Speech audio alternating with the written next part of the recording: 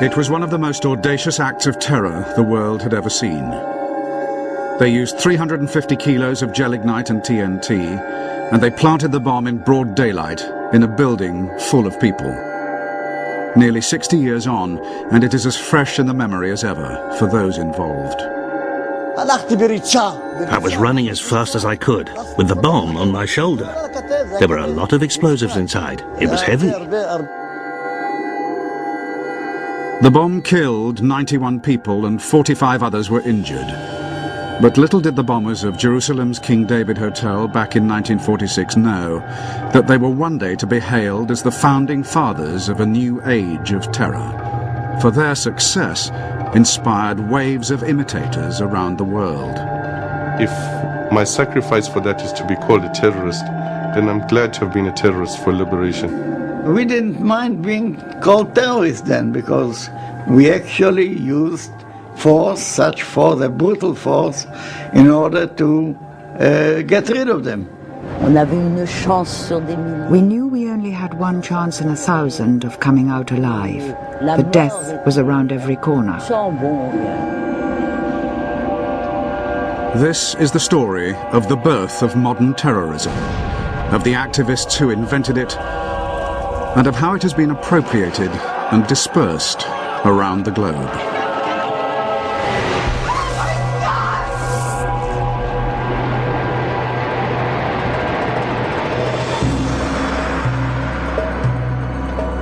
Jerusalem, cradle of faith to Muslim, Jew, and Christian alike. Jerusalem, the birthplace of modern terrorism. After a bomb explosion caused by terrorists on the British headquarters at Jerusalem, one entire corner of the King David Hotel, a building of 7 stories, was razed to the ground. The stone floors were cut clean. In scenes eerily reminiscent of New York 55 years later, the Jerusalem bomb was the beginning of terrorism as a media event, designed to capture the world's attention. The latest casualty list included 65 killed, 47 injured. The perpetrators, Zionist Jews, members of Menachem Begin's Irgun terrorist network. Begin, who would one day become Prime Minister of Israel, described this tactic as turning Palestine into a glass house, where the entire world was looking in.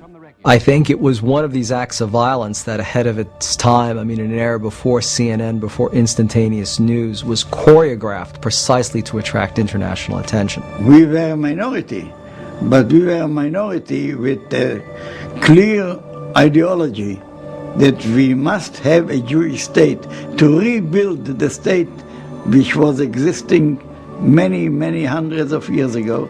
The bombing of the King David Hotel was perhaps one of the most significant terrorist incidents of the 20th century. For many decades, it actually held the infamous record of having killed the largest number of people. In a fight for liberty, you have always those who are more, call them extreme, or more adamant, or call them staunch, and they want it immediately, not to wait for the Messiah.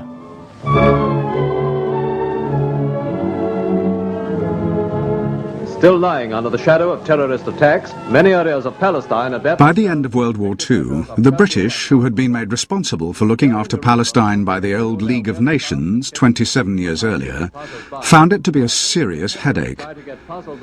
They were caught in the middle of the Arabs and the Jews, both of whom wanted the country for their own, were unwilling to peacefully coexist, and were agreed on only one thing: their hatred of the British, whom they both saw as foreign occupiers.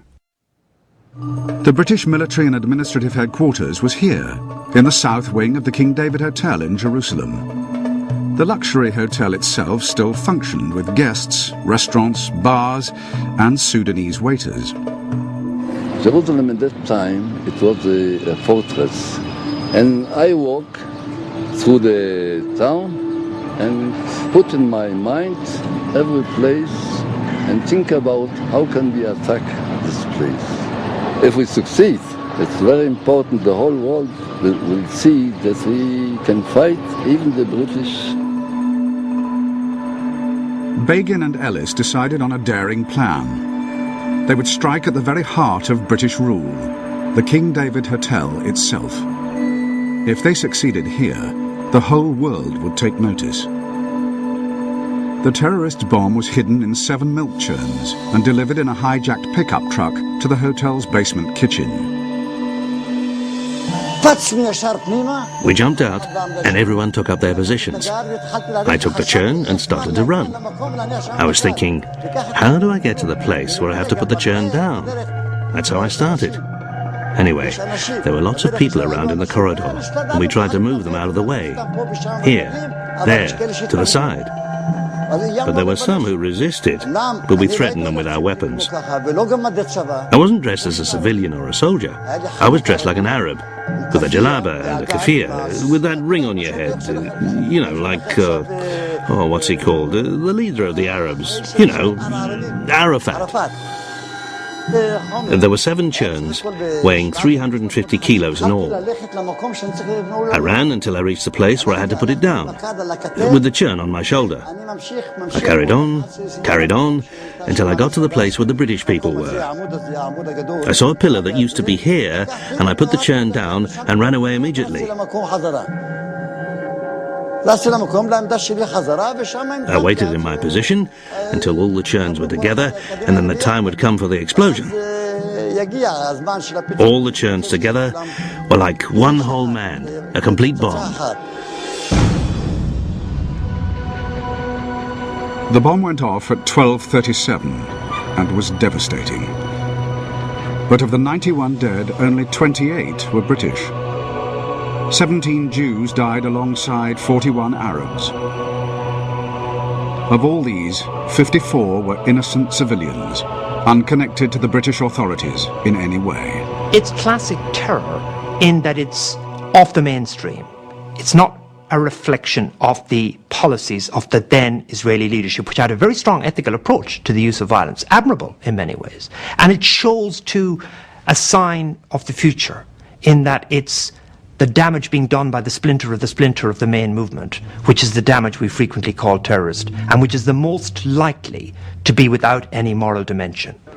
Once more, the civilized world has received a rude shock at the hands of fanatics whose wanton act is contrary to the dictates of all creeds alike and imperils the best interests of the cause that it strives to promote. The Irgun denied that they aimed at civilian targets, but one man at least had a different opinion. In 1948, the British Chief Secretary in Palestine, Sir Henry Gurney, wrote in his diary of how one Irgun attack was indiscriminately aimed at civilian targets and was designed to create panic among the population. 3 years later, Gurney himself was to be assassinated, as liberation movements all over the world took note of the flame that had been ignited in Palestine.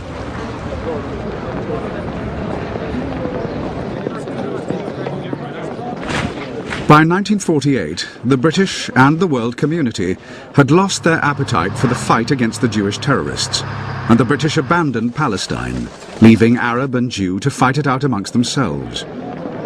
But elsewhere in their restless colonies, others had watched and learnt from the success of the Zionist terrorists.